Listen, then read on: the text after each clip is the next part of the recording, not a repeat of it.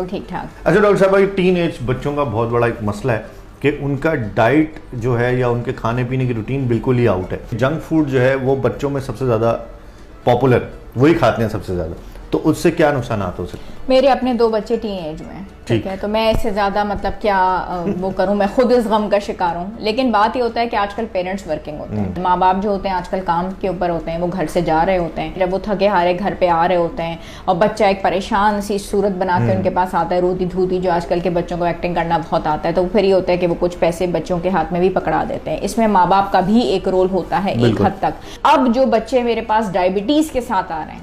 Serum insulin levels उनके बढ़े में, हार्मोनल प्रॉब्लम्स हैं, लड़कियों के चेहरे पे बाल बहुत ज्यादा है, साइकिल्स उनकी इरेगुलर है, और फिर जब शादियां होती हैं और शादी के बाद इतने साल गुजर रहे हैं, उनके औलाद पैदा नहीं हो रही, तो मैं समझती हूँ कि कहाँ गड़बड़ हो रही है। वहां पे ये गड़बड़ हो रही है कि हम उस बच्चे को जब पैसे दे रहे होते हैं और समझते हैं कि जब उसने होम डिलीवरी करवाई और बर्गर मंगवाया और पास्ता मंगवाया और नूडल्स मंगवाया और बच्चा जब खुश होता है, हम समझते हैं हमने वाकई उसके लिए कुछ किया। यकीन करें, हमने उसके लिए बुराई किया, अच्छा नहीं किया। वो वक्त बहुत अच्छा था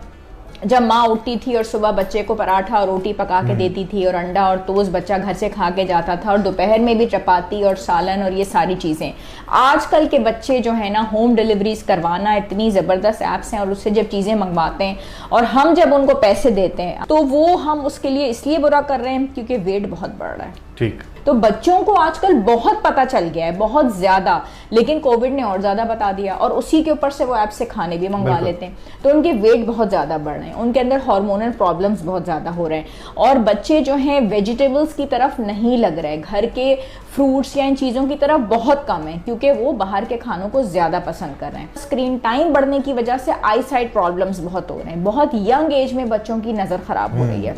रात में बच्चे जागते हैं, दिन में बच्चे सोते हैं, तो उसकी वजह से स्पेसिफिकली वो वाले हार्मोन्स जो कि रात में सीक्रेट होते हैं उनका काम नहीं अंजाम हो पा रहा, तो बच्चों के अंदर हाइट प्रॉब्लम्स बहुत आ रही हैं। तो ये सारी वो प्रॉब्लम्स हैं जो कि टीन एज के अंदर होती हैं, डाइट से लेके हाइट से लेके। अच्छा, फिजिकल एक्टिविटी के लिए बच्चे को हम बाहर भी नहीं भेज रहे, कोविड भी था, लेकिन घर में भी नहीं करवा रहे क्योंकि वो तो मोबाइल लेके बैठा हुआ है या स्क्रीन पे बैठा हुआ है या टेलीविजन पे या लैपटॉप पे या टैबलेट पे। बच्चों को अपने साथ इनकॉर्पोरेट करना बहुत जरूरी है। आप उसके हाथ में कोई खीरा पकड़ा दें, गाजर पकड़ा दें, उससे कहें कि कुछ कट करे, सैलेड बनाने में उससे कहें कि वो आपके साथ मिलके सैलेड बनाएं, सैंडविच बनाना सिखा दें। छोटी छोटी बेटियों को अपने घरों में रोटी बनाने की तरफ आप लेके जाएं। अगर बच्चे नूडल्स पसंद करते हैं तो नूडल्स बच्चों की बहुत फेवरेट डिश होती है, बजाय ये कि वो नूडल्स आप बाहर से मंगवाएं, उसी के अंदर आप सब्जियां डाल दीजिए। ठीक, याद रखें कि बच्चों को खाना खिलाने का बेहतरीन तरीकेकार ये होता है, स्पेशली टीनेज वालों को,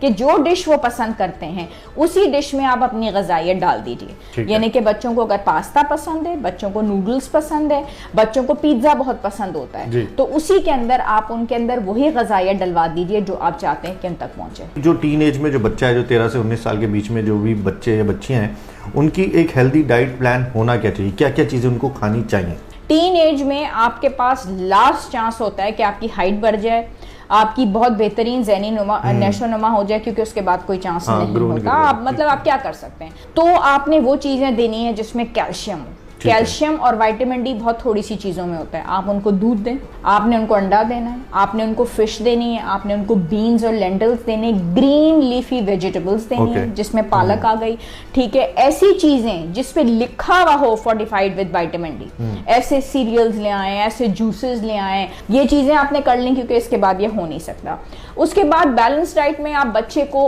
अक्सर जो है ना कंप्लेंट्स होती हैं जिस्म में बहुत दर्द हो रहा है, बच्चे ये बहुत कंप्लेन करते हैं जी जिस्म में बहुत दर्द हो रहा है, समझ ही नहीं आ रहा, आप उसे कोई पेन किलर दे रहे होते हैं। पेन किलर नहीं देना, आप उसे पानी पीने की दबा के आदत डालें। अक्सर दर्द तो पानी पीने की कमी, क्योंकि वो डिहाइड्रेशन होती है,